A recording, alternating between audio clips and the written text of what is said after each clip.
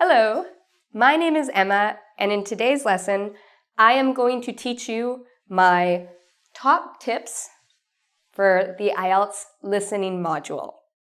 Okay, so before I teach you these tips, you might be wondering, what's the IELTS listening module? Well, the IELTS is a test, and one part of the test is listening. So in the listening section, you're going to have 40 questions where you're going to listen to some conversations for about 30 minutes, and then you'll have 10 minutes to transfer your answers over to another sheet. So in total, it's 40 minutes, 30 minutes for listening, 10 minutes for writing down your answers. Okay, now this part of the IELTS is very possible to get a high mark, especially if you follow my tips, all right? Now before we get started, I just want to let you know, I know you can do the IELTS. I know you can pass. I know you can get a great mark, a great bandwidth. You just have to have confidence in yourself, and you have to practice. Practice, practice, practice. It really pays off. So let's get started. So my first tip, write no more than 3 words. What do I mean by this? I don't mean for the whole thing, write no more than 3 words. On the IELTS, you will have to read the instruction of what to do. Oftentimes, the instruction, before you listen, you're going to see write no more than 3 words. This is an example of an instruction you must follow. One mistake a lot of students make during the IELTS is they don't read instructions properly. They're nervous, they're stressed out, they write whatever, they don't follow the instructions. If you see something like, write no more than 3 words, do that. You can't write 4, don't write 5, write 3 or less, okay? So my main point here, follow the instructions carefully. Point number 2, get used to British English. A large part of the IELTS, you will be listening, for the listening, you will be listening to British accents. Sometimes you might hear Australian accents or Canadian. You might hear a range, but a lot of the accents will be British. So it's very important to get used to listening to British accents. And also listen to other accents like Canadian, Australian. That's a good idea too. Where can you find British accents to listen to? I recommend the BBC. They have a lot of great videos there, and most of it's with British accents, so it's a very good idea. So you can practice listening. The more you practice listening with British accents, the easier it will be to understand British speakers. Especially if you're used to American English, this is a very good thing to do. Related to this point, British vocab. You should learn British vocabulary. For example, in American English and Canadian English, we say truck. In British English, we say lorry. So it's good to know some of these British expressions, some British words. One idea where you can practice these is if you check out our website, www.ingvid.com. We have a new teacher who is British and who will be talking about British English. So check out her videos. It will also be good to help you with practicing listening to British accents. Number 4, spelling counts. Okay, very important. The listening part of the IELTS is not just listening. You're actually using other skills like writing and reading. Now with writing, when you write down your answers, you sometimes have to spell something out. So you have to be very, very careful with spelling, okay? This is something you should really study and practice before you take the listening part of the IELTS. Practice your spelling. Learn spelling rules. We have a lot of different videos on how to spell on Ingvid, so I would come and check those ones out. Number 5. This is the thing that always gets my students, and I always warn them about when we practice. Plural versus singular, okay? you have to listen carefully on whether you're writing down the plural with an S or the singular. If the question wants me to write down cat, someone's talking about their cat, and I write down cats, it's incorrect. I would get an X. Okay, so it's important to be careful, to really listen. Is it a singular thing? Is it a plural thing? Are they saying store or stores? Okay. Number 6. This is probably the most obvious tip, but very important to do practice tests. There are many, many books out there on the IELTS that have practice tests with a CD. You can listen and you can practice. The more you do, the better, and the better your mark probably will be. Okay, so do as many practice tests as you can for the listening. And again, maybe when you start, it will be very difficult. Maybe you'll do a test and you'll do very poorly on it, a practice test. It's good to keep going. Even if you do bad at first, I'm sure the more you practice, the more you get used to these accents, you're going to do fine, okay? Just keep practicing, practicing, practicing. Number 7, prediction. Very important on the IELTS. During the listening, at the end of each section, you have some time to check your answers and to read the questions that are coming up.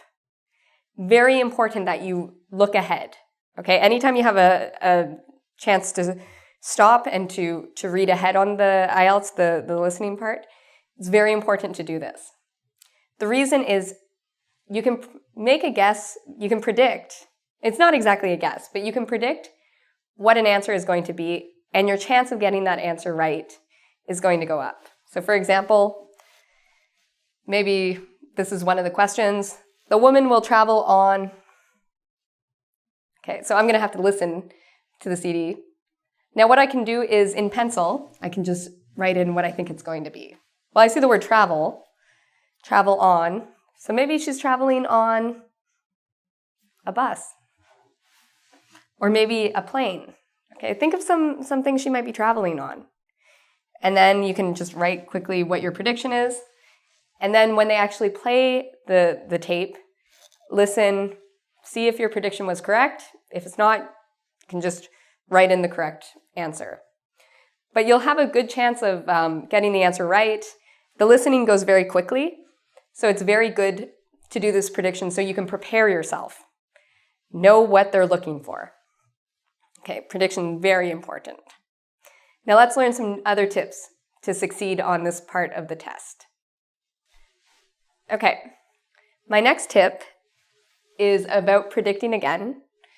But if you can't predict the word, maybe there's not enough information, at least you can predict if they're looking for a noun, adjective, adverb, or verb. Okay, so what's an example of this? I come over here. For the fill-in-the-blank questions, maybe it will say something like, she has 3 blank. She has 3 what? I have no idea. She could have 3 of anything. But what I do know is this is going to be, what is it going to be? Is it going to be a verb? No. Adjective? No. It's going to be a noun. Keyword, she has. There's already a verb here. I know it's going to be a noun. So that can help. Next tip. This is one of the challenging things about the IELTS. You're listening and writing at the same time, okay? So again, the listening is not only a listening. It's also listening, writing, reading, not speaking. So it's important that you practice these skills together. What you can do is you can maybe go on the BBC, listen to what they're saying, take notes. Get used to writing quickly while you're listening. I think this is one of the most important skills you can learn. Number 10. This is the trick on the IELTS. Be aware of changes. Oftentimes they have a phone conversation in the listening and somebody says something like, oh, the number, it's 2078. And so you write 2078. But then they say, oh no, wait, I'm sorry. It's actually 4078. So you have to be very careful because oftentimes they will give information and then they will change it. They will say, oh, I'm sorry, that's the wrong information. It's actually this number instead. Okay, so be aware of that. The first time you write something down, they might change it. So keep your ear out for that. Listen for that. Number 11. One thing to practice is listening to groups of numbers. Maybe you're good at listening to the number 1. If I say 5, 7, you understand that.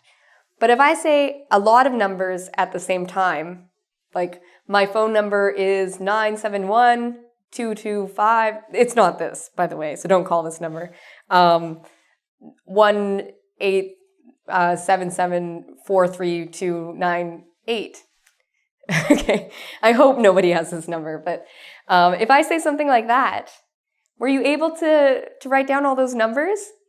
All right, you got to get used to listening to large groups of numbers in sequence. Again, about the numbers, because you often have to listen to something about numbers in the IELTS, it's also important to listen for the difference between 13 and 30, 14 and 40, 15 and 50, and so on. Okay, so the trick here is 13. Teen is usually louder. Thir is quieter and shorter.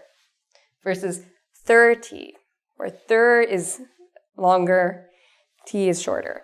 So get used to listening to these numbers so you can actually hear the difference, because you might hear that on the IELTS. Number 13. This is also very important. Your handwriting must be clear, all right?